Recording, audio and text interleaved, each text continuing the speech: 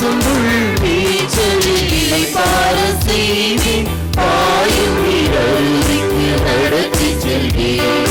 பசும்புல் மேய்ச்சலில் பார செய்வேன், பாயும் அருவிக்கு நடத்தி செல்வேன்.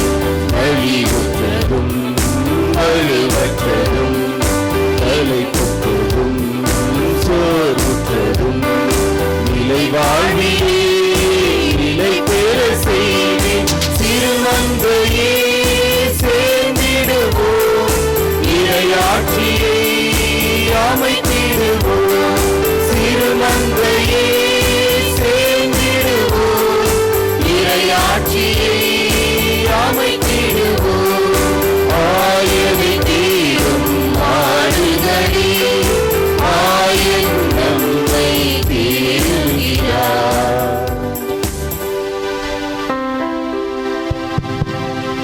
தந்தை மகன் தூயாவியாரின் பெயராலே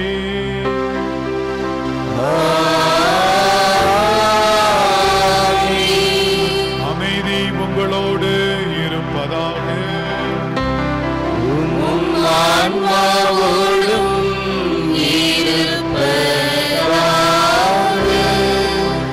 இயேசுவில் அன்பார்ந்த அன்னை பாத்திமாவுடைய பக்தர்களே, உங்கள் அனைவரையும் நம் பங்கின் மாபெரும் பெருவிழா பாத்திமா அன்னை பெருவிழா திருப்பலிக்கு அன்போடு வரவேற்கிறேன். தூய மறை நிகழ்வுகளில் தகுதியோடு பங்கேற்க நமது பாவங்களை ஏற்றுக்கொள்வோம். எல்லாம் வல்ல இறைவனமும் சகோதர சகோதரிகளே உங்களிடமும் நான் பாவியினை ஏற்றுக்கொள்கிறேன். ஏனெனில் என் சிந்தனையாலும் சொல்லாலும் செயலாலும் கடமையில் தவறியதாலும் பாவங்கள் பல செய்தேன். என் பாவமே என் பாவமே என் பெரும் பாவமே. ஆகையால் எப்பொழுதும் கன்னியான புனித மரியாவையும் வானதூதர் புனிதர் அனைவரையும் சகோதர சகோதரிகளே உங்களையும் நம் இறைவனாகிய ஆண்டவரிடம் எனக்காக வேண்டிக் கொள்ள மன்றாடுகிறேன். எல்லாம் வல்ல இறைவன் நம் மீது இரக்கம் வைத்து நம் பாவங்களை மன்னித்து நம்மை நிலை வாழ்வுக்கு அழைத்து செல்வாராக. ஆமென்.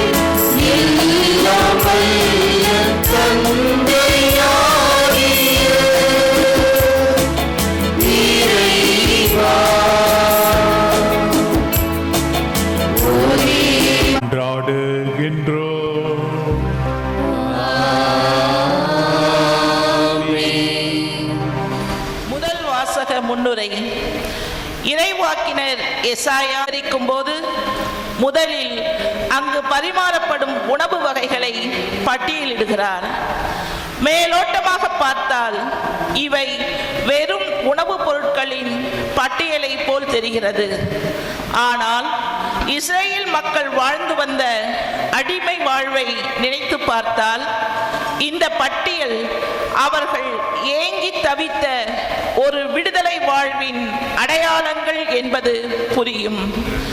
ஒவ்வொரு நாளும் ஒரு துண்டு ரொட்டிக்காக போராட வேண்டியிருந்த இஸ்ரேல் மக்களுக்கு இறைவன் தரும் ஒரு விருந்தை பற்றி இறைவாக்கினர் எசாயா விவரிக்கும் இன்றைய முதல் வாசகத்தை கவனமுடன் கேட்போம். அனைவரின் துன்பத் துயிலை தூக்கி எறிவார்.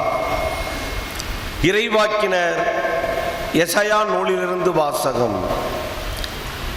படைகளின் ஆண்டவர் இந்த மலையில் மக்களினங்கள் அனைவருக்கும் சிறந்ததொரு விருந்தை ஏற்பாடு செய்வார். அதில் சுவைமிக்க பண்டங்களும் படரச பானங்களும் கொழுப்பான இறைச்சி துண்டுகளும் வடிகட்டி பக்குவப்படுத்திய திராட்சை ரசமும் பரிமாறப்படும். மக்களினங்கள் அனைவரின் முகத்தை மூடியுள்ள முக்காட்டை இந்த மலையில் அவர் அகற்றி விடுவார். பிற இனத்தார் அனைவரின் துன்பத் துகிலை தூக்கி எறிவார். என்றுமே இல்லாதவாறு சாவை ஒழித்து விடுவார். என் தலைவராகி ஆண்டவர் எல்லா முகங்களிலிருந்தும் கண்ணீரை துடைத்து விடுவார். தம் மக்களுக்கு ஏற்பட்ட நிந்தையை இம்மண்ணுலகில் அகற்றி விடுவார். ஏனெனில் ஆண்டவரே இதை உரைத்தார். அந்நாட்களில் அவர்கள் சொல்வார்கள், இவரே நம் கடவுள், இவருக்கென்றே நாம் காத்திருக்கின்றோம், இவர் நம்மை விடுவிப்பார், இவரே ஆண்டவர், இவருக்காகவே நாம் காத்திருந்தோம், இவர் தரும் மீட்பில் நாம் மகிழ்ந்து அர்ப்பணிப்போம். ஆண்டவரின் ஆற்றல் இம்மலையில் தங்கியிருக்கும். ஆண்டவர் வழங்கும் அருள்வாக்கு. இறைவா உமக்கு நன்றி. பதிலுரை பாடல் திருப்பாடல் 23. ஆண்டவரின் இல்லத்தில் நான் நெடுநாள் வாழ்ந்திருப்பேன், நான் நெடுநாள் வாழ்ந்திருப்பேன். ஆண்டவரின் இல்லத்தில் நான் நெடுநாள் வாழ்ந்திருப்பேன், நெடுநாள் வாழ்ந்திருப்பேன். ஆண்டவரே நாயர், எனக்கு ஏதும் குறையில்லை. பசும்புல் வெளி மீது இணையவர் இளைப்பாற செய்வார். அமைதியான நீர்நிலைகளுக்கு என்னை அழைத்துச் செல்வார். அவர் எனக்கு புத்துயிர் அளிப்பார். ஆண்டவரின் இல்லத்தில் நான் நெடுநாள் வாழ்ந்திருப்பேன், நெடுநாள் வாழ்ந்திருப்பேன். தம் பெயர்க்கேற்ப என்னை நீதி வழி நடத்திடுவார். மேலும் சாவின் இருள் சூழ் பள்ளத்தாக்கில் நான் நடக்க நேர்ந்தாலும் நீர் என்னோடு இருப்பதால் எத்தீங்கிற்கும் அஞ்சிடேன். உம் கோலும் நெடுங்கலியும் என்னை தேற்றும்.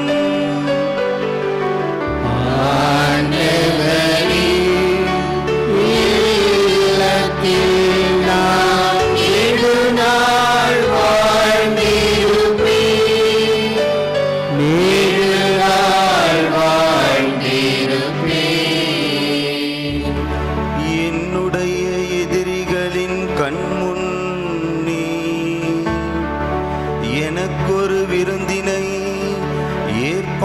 செய்கின்றீர். என் தலையில் நறுமண தைலம் பூசுகின்றீர். எனது பாத்திரம் நிரம்பி வழிகின்றது.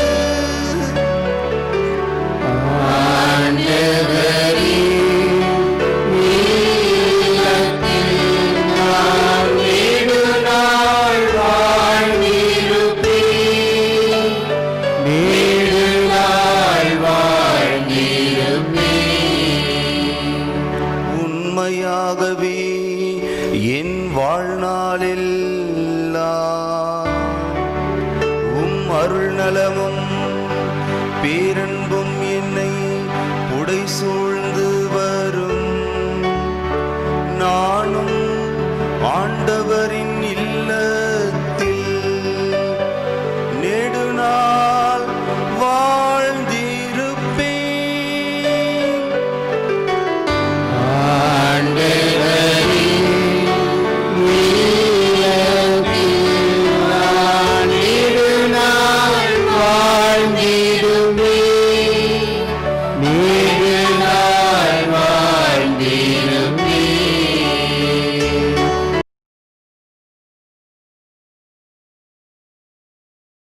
இன்றைய இரண்டாம் வாசகத்தின் திருத்தூதர் பவுலடியார் பிலிப்பியருக்கு எழுதிய கடைசி மடலை எழுதி முடிக்கும் முன் நாம் எப்படி வாழ வேண்டும் என்று அறிவுரை கூறுகிறார்.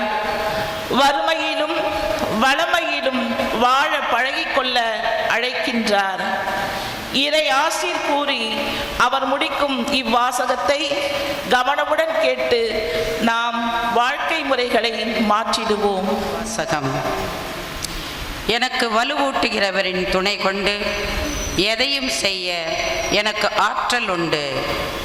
திருத்தூதர் பவுல் பிலிப்பியருக்கு எழுதிய திருமுகத்திலிருந்து வாசகம். பிரிவு 4 இறை சொற்றொடர்கள் 12 முதல் 14 மற்றும் 19, 20. சகோதர சகோதரிகளே, எனக்கு வறுமையிலும் வாழத் தெரியும், வளமையிலும் வாழத் தெரியும். வயிறார உண்ணவோ, பட்டினி கிடக்கவோ, நிறைவோ குறைவோ, எதிலும் எந்த சூழலிலும் வாழ பயிற்சி பெற்றிருக்கிறேன். எனக்கு வலுவூட்டுகிறவரின் துணை கொண்டு எதையும் செய்ய எனக்கு ஆற்றல் உண்டு. ஆயினும் நான் பட்ட துன்பத்தில் நீங்கள் பங்கு கொண்டது உங்கள் நல் மனத்தை காட்டுகிறது. என் கடவுள் கிறிஸ்து இயேசுவின் வழியாய் தம் ஒப்பற்ற செல்வத்தை கொண்டு உங்கள் தேவைகள் அனைத்தையும் நிறைவு செய்வார். நம் தந்தையாகிய கடவுளுக்கு என்றென்றும் மாட்சி உரித்தாகுக. ஆமென். இது ஆண்டவர் வழங்கும் அருள்வாக்கு. இறைவனுக்கு நன்றி.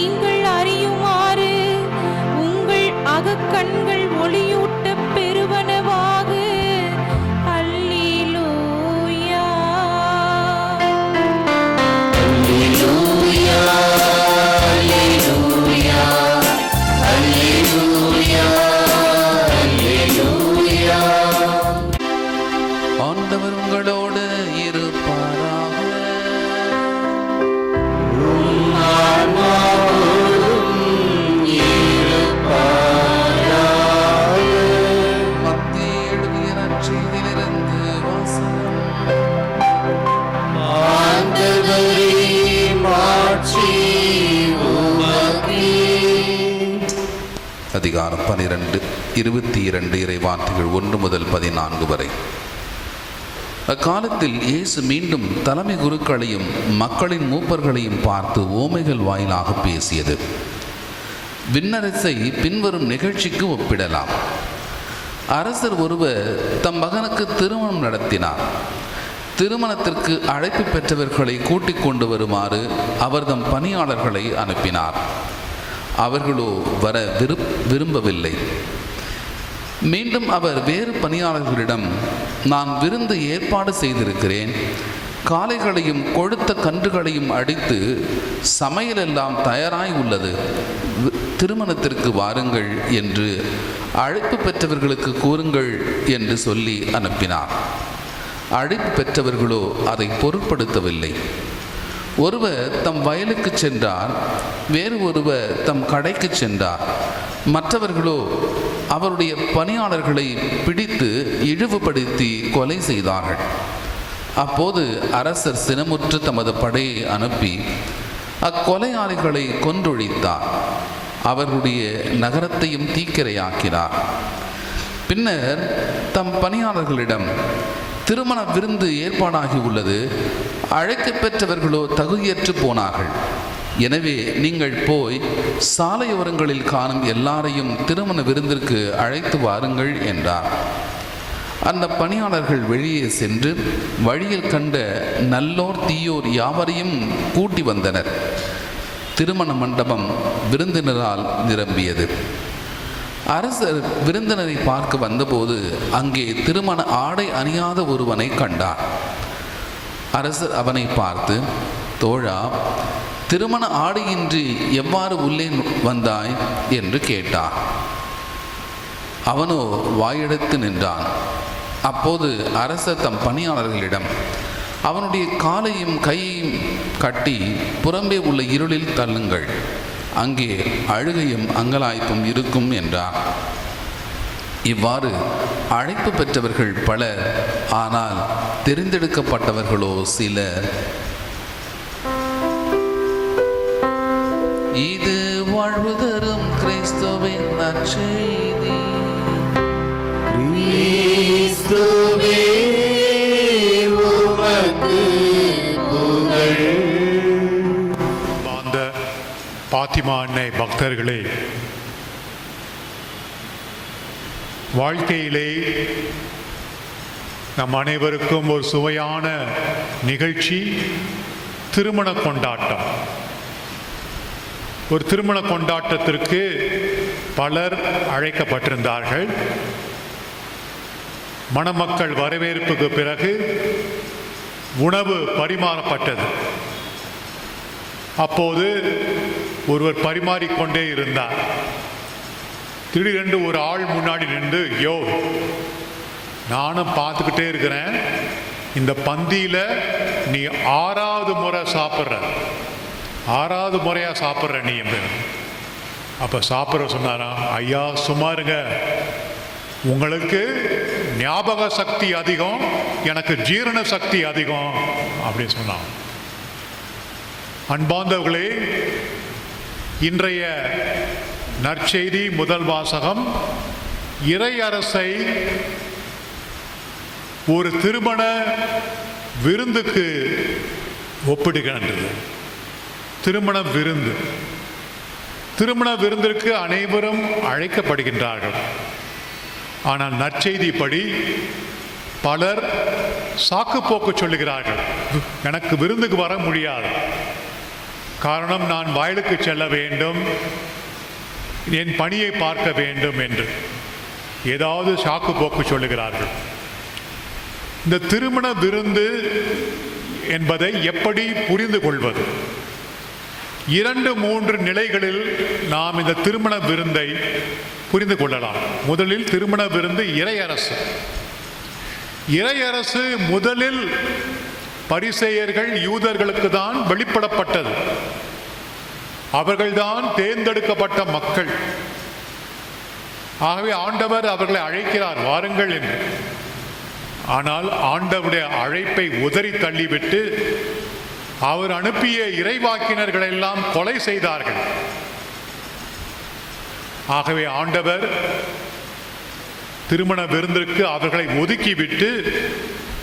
வழியோரம் இருக்கின்றவர்கள், முடவர்கள், பிச்சைக்காரர்கள் அனைவரும் அழைக்கின்றார். அப்படி என்றால் யூதர்கள் அல்லாதவர்கள், ஆயக்கார வரி தண்டுபவர்கள், பாவிகள், சாதாரண மக்கள், நாம் எல்லோரும் அந்த சாதாரண மக்கள், தேர்ந்தெடுக்கப்பட்ட இனம் அல்ல. ஆனால் நாம் இப்போது இறைவனால் தயவு கூர்ந்து தேர்ந்தெடுக்கப்பட்ட மக்கள். இதுதான் இந்த திருமண விருந்தின் முதல் பொருள்.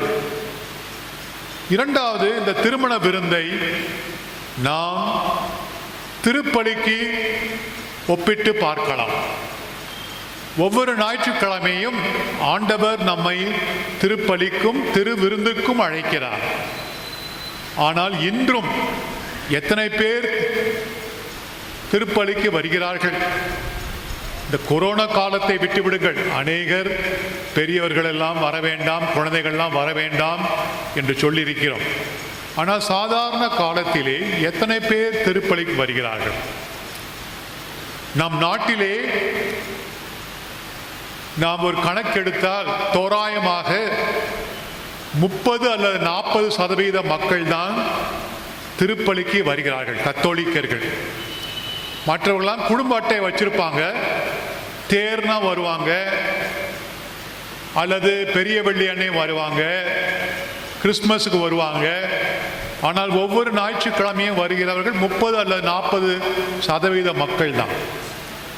வளர்ந்த நாடுகளில், ஐரோப்பிய நாடு, அமெரிக்கா 20%, பிரான்ஸ் நாட்டில் 10%, திருமுழுக்கு பெற்ற 10% மக்கள் தான் திருப்பலிக்கு வருகிறார்கள் பிரான்ஸ் நாட்டில் ஞாயிற்றுக்கிழமை திருப்பலிக்கு. ஏன்? சாக்கு போக்கு, வேலை நிறையா இருக்குது.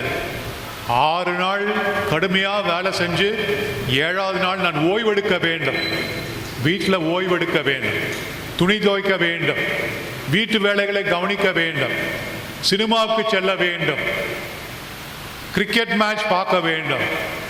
இது போன்ற பல காரணங்களால் பலர் ஞாயிற்றுக்கிழமை அடிப்படையான ஞாயிற்றுக்கிழமைக்கு வருவதில்லை, திருவிருந்திலே பங்கெடுப்பதில்லை. இதுதான் யதார்த்தம்.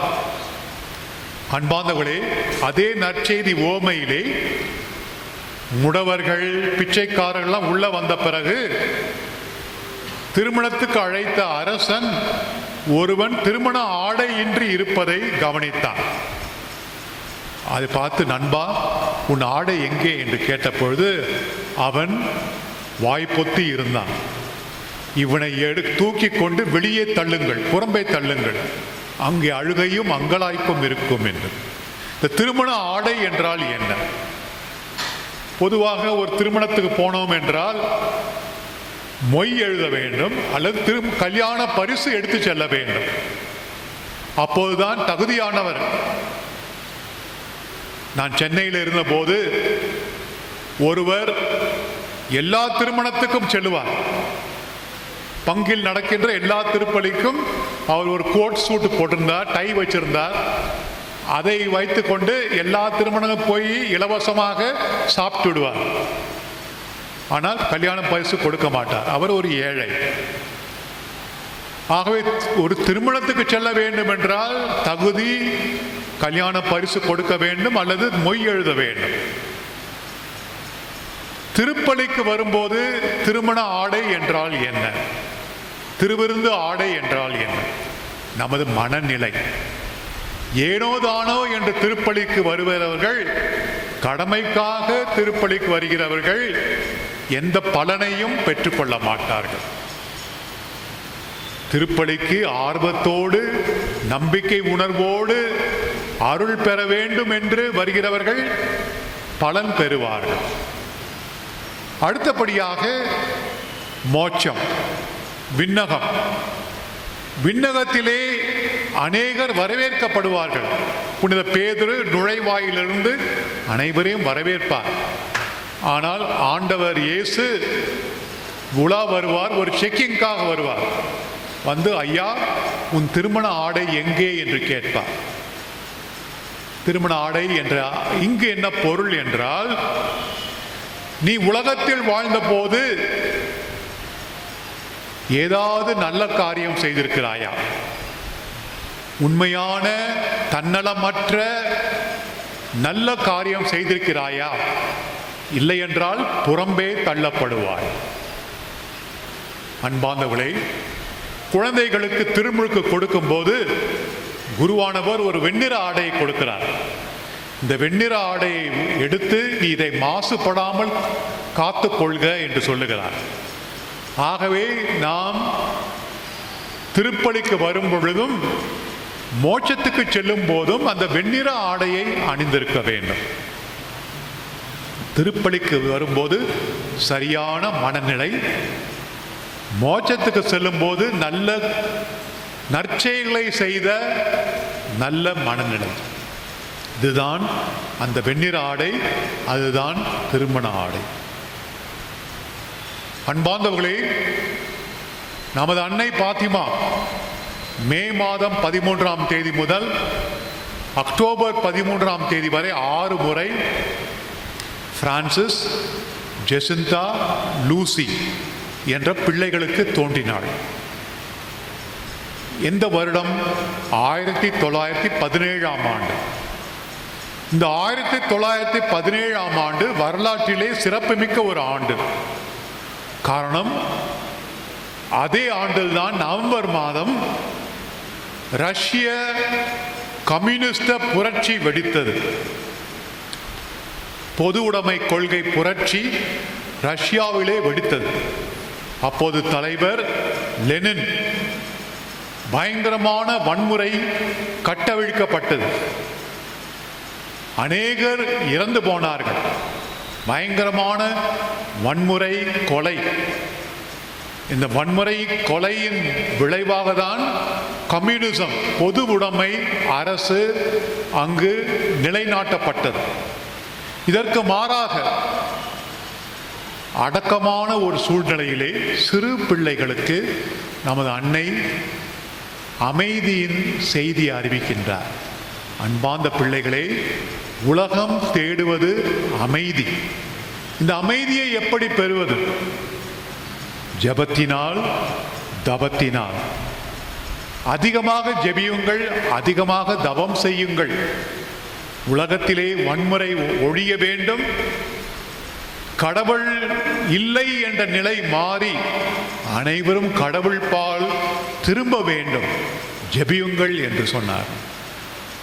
அன்பார்ந்தவர்களே, நாம் அனைவரும் அமைதியின் தூதர்களாக வாழ அழைக்கப்பட்டிருக்கின்றோம்.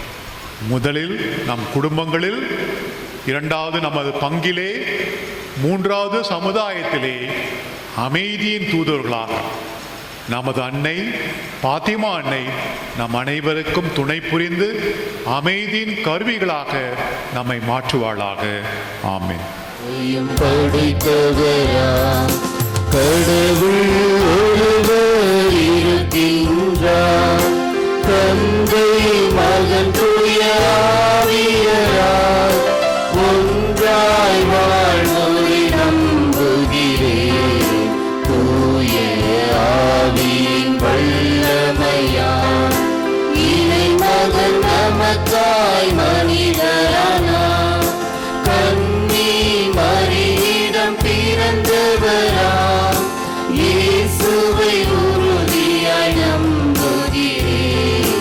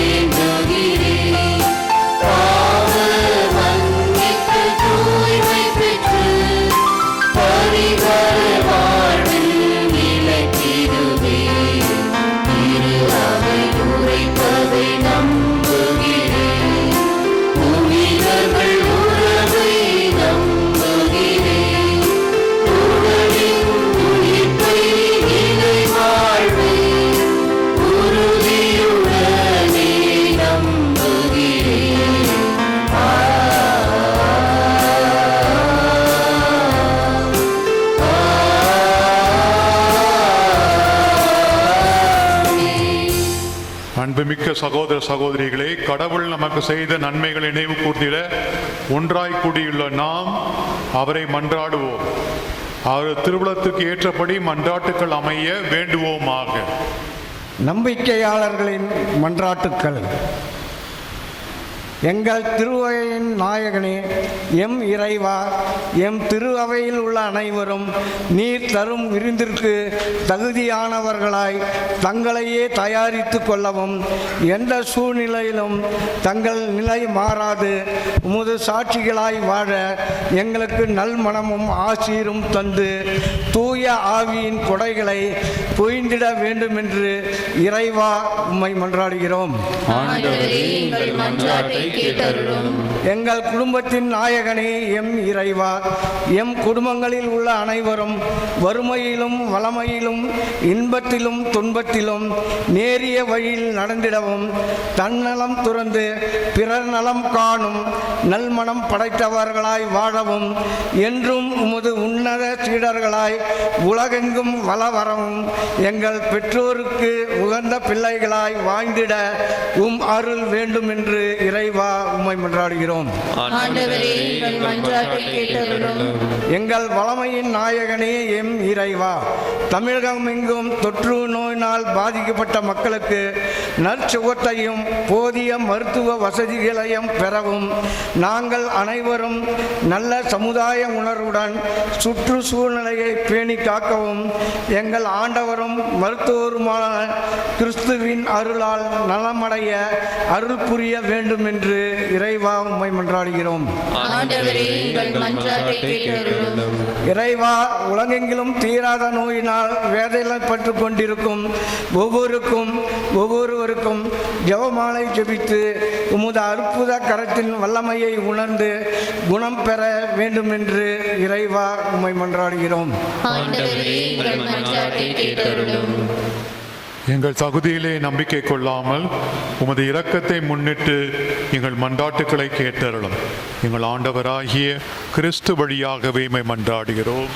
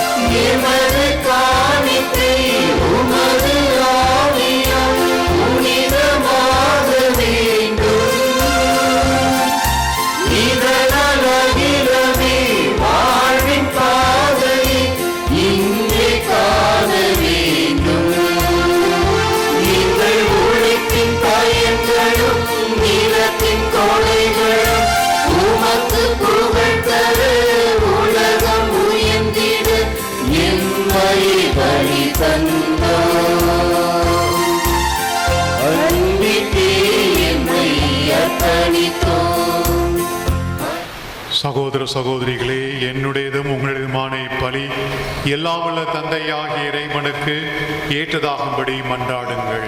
ஆண்டவர் தமது பெயரின் புகழ்ச்சிக்காகவும் ஆட்சிக்காகவும் நமது நன்மைக்காகவும் புனித திரு அவை அனைத்து நலன்களுக்காகவும் உமது கையிலிருந்து இப்பலியை ஏற்றுக்கொள்வாராக.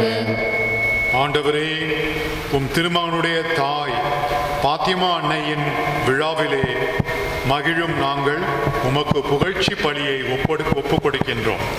இப்புனித உறவு பரிமாற்றத்தினால் எங்கள் நிலையான மீட்பு பயணத்திலே நாங்கள் முன்னேற அருள் புரிவீராக. எங்கள் ஆண்டவராகிய கிறிஸ்து வழியாகவே இமை மன்றாடுகிறோம். ஆமென். உங்களோடு இருப்பாராக.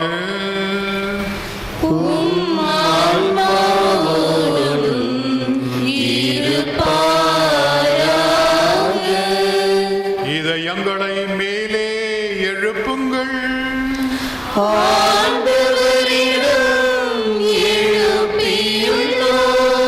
இறைவனாகிய ஆண்டவருக்கு நன்றி கூறுவோம்.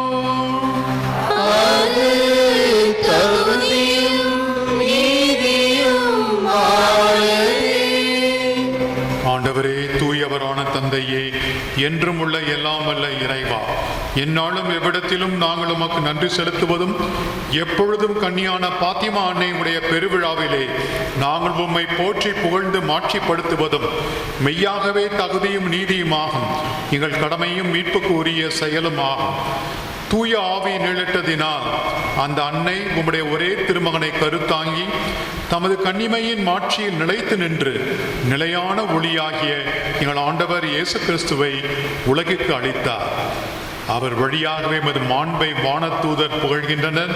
தலைமை தாங்குவோர் உம்மை வழிபடுகின்றனர். அதிகாரம் செலுத்துவோரும் திருமுன் நடுங்குகின்றனர். வானங்களும் அவற்றில் உள்ள ஆற்றல்களும் செராபீன்களும் ஒன்று கூடி அக்களித்து கொண்டாடுகின்றனர். அவர்களோடு எங்கள் குரலையும் சேர்த்துக் கொள்ளுமாறு நாங்கள் உம்மை தாழ்மையுடன் இறைஞ்சி புகழ்ந்து அக்களிப்புடன் பாடுவதாவது.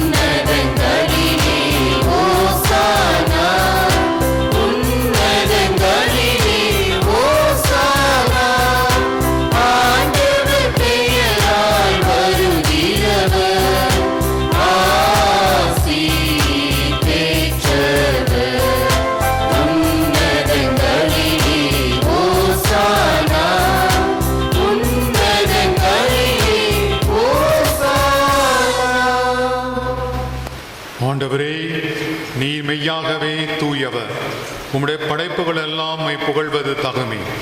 ஏனெனில் உம் திருமகனாகிய எங்கள் ஆண்டவர் இயேசு கிறிஸ்து வழியாக தூய ஆவியாரின் செயலாற்றலால் அனைத்தையும் உய்வித்து தூய்மைப்படுத்துகின்றீர். கதிரவன் தோன்றி மறையும் வரை உமது பெயருக்கு தூய காணிக்கையை ஒப்புக் கொடுக்குமாறு உமக்கென மக்களை இடையராது ஒன்று சேர்த்து வருகிறீர். எனவே ஆண்டவரே, உமக்கு அர்ப்பணிக்க நாங்கள் கொண்டு வந்துள்ள காணிக்கைகளை அதே ஆவியால் தூய்மைப்படுத்த உம்மை தாழ்மையுடன் மன்றாடுகிறோம்.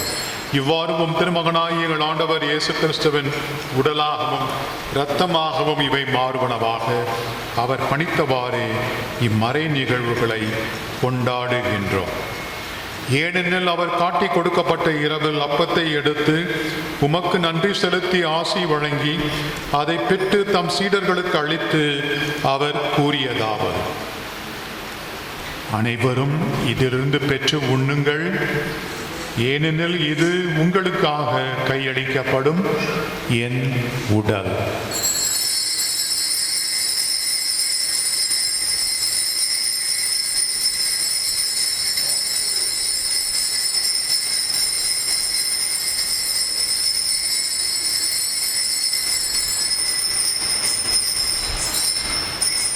அவ்வண்ணமே இரவு விருந்து அருந்திய பின் கிண்ணத்தையும் எடுத்து உமக்கு நன்றி செலுத்தி ஆசி வழங்கி அதை தம் சீடர்களுக்கு அளித்து அவர் கூறியதாகும்: அனைவரும் இதிலிருந்து பெற்று பருகுங்கள், ஏனெனில் இது புதிய நிலையான உடன்படிக்கைக்கு உரிய என் இரத்தத்தின் கிண்ணம்.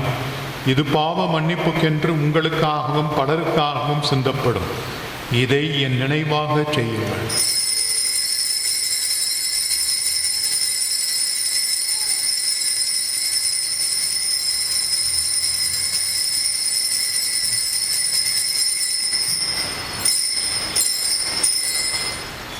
நம்பிக்கையின் மறைபொருள்.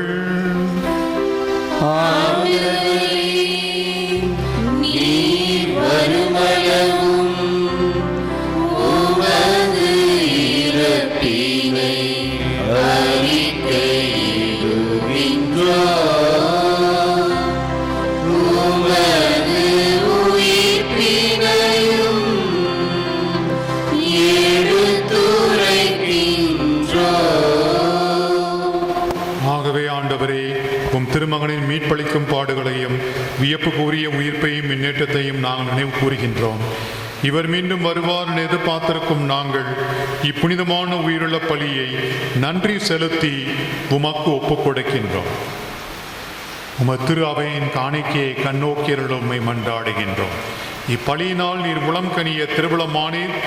இவ்வாறு உம்முடைய திருமகனின் திரு உடல் திரு இரத்தத்தால் ஊட்டம் பெறும் நாங்கள் அவருடைய தூய ஆவியால் நிரப்ப பெற்று கிறிஸ்துவுக்குள் ஒரே உடலும் ஒரே உள்ளமும் உடையவராக விளங்கச் செய்வீராக.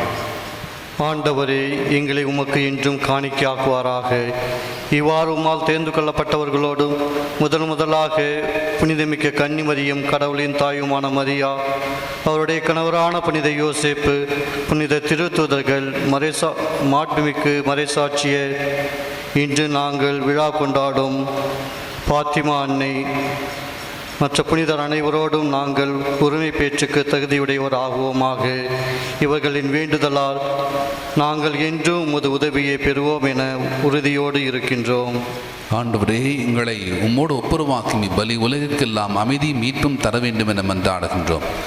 இவ்வுலகில் பயணம் செய்யும் உமது திரு அவையை சிறப்பாகும் அடியாராக எங்கள் திருத்தந்தை பிரான்சிஸ், இந்த திருப்பலியை தலைமையேற்று நடத்துகின்ற எங்கள் மறைமாவட்டத்தின் அன்புக்குரிய ஆயர் லாரன்ஸ் பயஸ், ஏனைய ஆயர்கள், திருப்பணியாளர்கள், உமக்கு சொந்தமான மக்கள் ஆகிய அனைவரையும் நம்பிக்கையிலும் அன்பிலும் உறுதி பெறச் செய்வீராக. நீர் விரும்பியபடி உமது திருமணம் நிற்கின்ற இக்குடும்பத்தின் வேண்டல்களுக்கு கனிவுடன் செவிசாய்த்திரடும். கனிவுள்ள தந்தையே, எங்கும் சிதறுண்டிருக்கக்கூடிய பிள்ளைகளை கனிவுடன் உம்மோடு சேர்த்து கொள்ளும். அன்னையினுடைய அருள் வேண்டி திருப்பலி ஒப்பு கொடுத்து ஜெபிக்கின்ற சகோதர சகோதரருடைய எண்ணங்கள், இயக்கங்கள், எதிர்பார்ப்புகள், தேவைகள் அனைத்தையும் பாத்திமா அன்னை வழியாக நிறைவாக கொடுத்து ஆசீர்வதிக்கும் இறைஞ்சி மன்றாடுகிறோம். இறந்து போன எங்கள் சகோதர சகோதரிகளையும் உமக்கு உகந்தவர்களாய் வாழ்ந்து உலகை விட்டு சென்ற அனைவரையும் உமது ஆட்சியில் கனிவுடன் ஏற்றருளும். நாங்களும் அங்கு வந்து சேர்ந்து அவர்களோடு உமது ஆட்சியால் என்றும் மன நிறைவு அடைவோம் என எங்கள் ஆண்டவராகிய கிறிஸ்து வழியாக எதிர்நோக்கி இருக்கின்றோம். இவர் வழியாகவே நீர் உலகிற்கு எல்லா நன்மைகளையும் வழங்குகின்றீர். இவர் வழியாக, இவரோடு, இவரில் எல்லாம் வல்ல இறைவனாகிய தந்தையே, தூயாவியாரின் ஒன்றைப்பில் எல்லா புகழும் ஆட்சியும் என்றென்றும் உமக்கே உரியதே.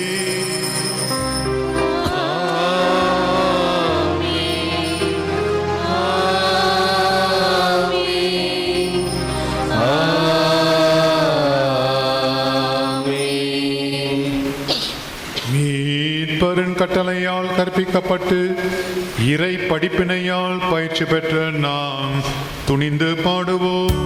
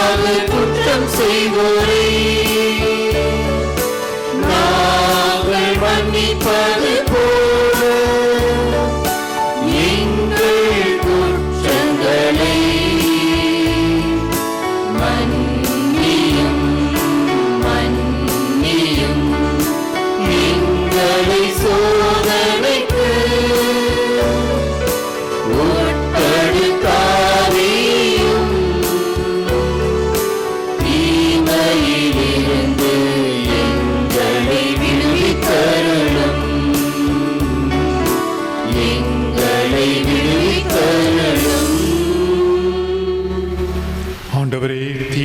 அனைத்திலுமிருந்தும் எங்களை விடுவித்து எங்கள் வாழ்நாளிலே அமைதியை கனிவுடன் அருள உம்மை மன்றாடுகின்றோம். உமது இரக்கத்தின் உதவியால் நாங்கள் பாவத்திலிருந்து எப்போதும் விடுதலை பெற்று யாதொரு கலக்கமும் இன்றி நலமாய் இருப்போமாக. நாங்கள் எதிர்நோக்கி இருக்கும் பேரின்பத்துக்காகவும் என் மீட்பராகிய இயேசு கிறிஸ்துவின் வருகைக்காகவும் காத்திருக்கின்றோம்.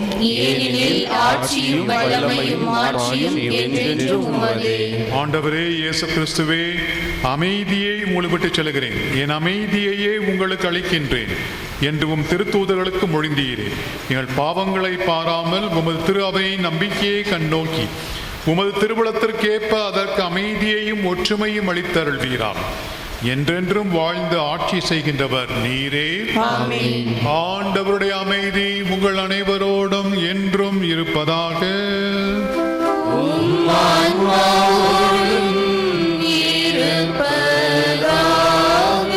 ஒருவருக்கொருவர் அமைதி அறிவித்து மகிழ்வோம்.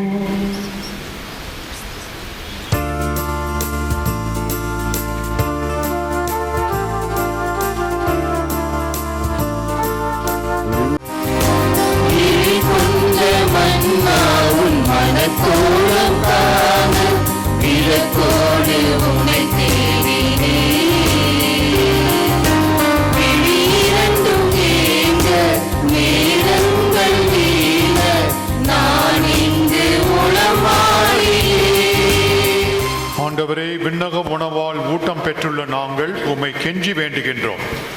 அருள்மிகு பாத்திமா அன்னையிடம் பிறந்த உம் திருமகனை இவ்வருள் அடையாளத்தின் வழியாக உட்கொண்டுள்ளோம். அதனால் எங்கள் சொற்களால் அவரை அறிவிக்கவும் செயல்களால் அவரை பற்றி கொள்ளவும் அருள்வீராக. என்றென்றும் வாழ்ந்து ஆட்சி செய்கின்ற அவர் வழியாகவே உம்மை மன்றாடுகிறோம். கொரோனா காலத்திலே மிக எளிமையாக நமது பங்கின் விழாவை கொண்டாடி கொண்டிருக்கிறோம். இருந்தாலும் பாத்திமா அன்னை நம் மீது நமது ஆசிரை தவறாமல் பொழிவாள். ஆகவே உங்கள் அனைவருக்கும் இதோ உங்கள் பங்கு விழாவை கொண்டாடுகின்ற நேரத்திலே பெருவிழா வாழ்த்துக்களை அன்போடும் மகிழ்ச்சியோடும் தெரிவித்துக் கொள்கிறேன். Happy feast all of you. Fatima அன்னை உங்களையும் மனித குலத்தை கொரோனா தொற்று நோயிலிருந்து பாதுகாத்தருள நான் வேண்டுகின்றேன். அடுத்தபடியாக உங்கள் அனைவருக்கும் ஒரு மகிழ்ச்சியான செய்தி. ஏறக்குறைய 2 ஆண்டுகளாக தடைப்பட்டிருந்த நமது பேராலய மறைமாவட்ட பேராலய பணிகள் மீண்டும் துவங்கி இருக்கின்றன. காரணம், கடந்த ஜூன் மாதம் கலெக்டரிடமிருந்து நாம் நோ அப்ஜெக்ஷன் சர்டிஃபிகேட் பெற்றுவிட்டோம். தடை ஒன்றும் இல்லை, நீங்கள் கட்டுமான பணிகளை தொடங்கலாம் என்ற அந்த அனுமதியை பெற்றிருக்கிறோம். ஆகவே நான் ஒவ்வொரு ஞாயிற்றுக்கிழமையும் ஒவ்வொரு பங்குக்கு சென்று இதை அறிவிக்கிறேன். உங்களுக்கு நிறைய செலவு இருக்கு தெரியும், நிறைய பேருக்கு நல்ல வேலை இல்லைன்னு தெரியும். இருந்தாலும் உங்களுடைய காணிக்கைகளையும் உங்களுடைய தியாக முயற்சிகளையும் குறிப்பாக பண வடிவிலே கொடுக்குமாறு அன்போடு கேட்டுக்கொள்கிறேன். நிறைய பணம் தேவைப்படுது. ஆகவே தயவு செய்து முன்வந்து தாராளமாக கத்தீட்ரல் கட்டுமான பணிக்கு உதவுமாறு அன்போடு கேட்டுக்கொள்கிறேன். ஆண்டவர் உங்களோடு இருப்பாராக. தலை வணங்கி இறைவனுடைய சிறப்பு ஆசிரியை பெற்றுக் கொள்ளுங்கள். புனித பாத்திமா அன்னையின் தாய்மை பேற்றின் வழியாக மனித இனத்தை கனிவிறக்கத்துடன் மீட்க திருவுளம் கொண்ட இறைவன் தமது ஆசியால் உங்களை வளப்படுத்த திருவுளம் கொள்வாராக.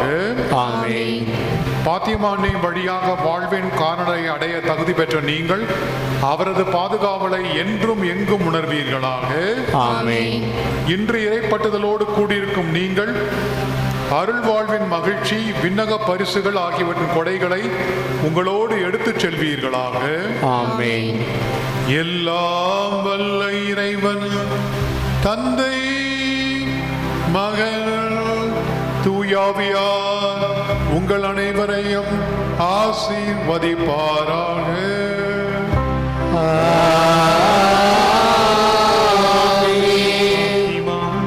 பரிந்துரையிலும் பாதுகாப்பிலும் சென்று வாழ்வு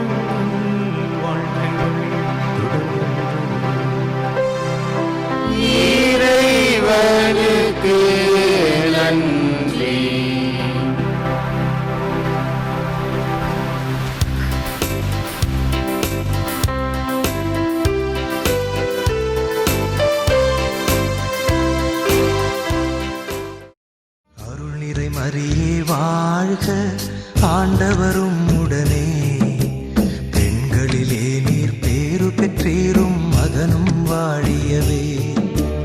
அருள் நிறை மரியே வாழ்க, ஆண்டவரும் உடனே.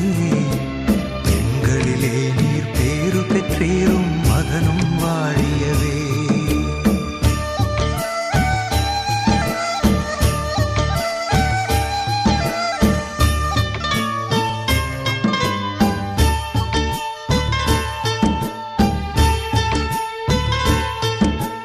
பரிசுத்த மரியாயே எங்கள் பரமனின் தாயாரே, பாவிகள் எங்களுக்காய் பரமனை மன்றாடும். பரிசுத்த மரியாயே எங்கள் பரமனின் தாயாரே, பாவிகள் எங்களுக்காய் பரமனை மன்றாடும். இப்போதும் நீர் மன்றாடும், எப்போதும் நீர் மன்றாடும், இப்போதும் நீர் மன்றாடும், எப்போதும்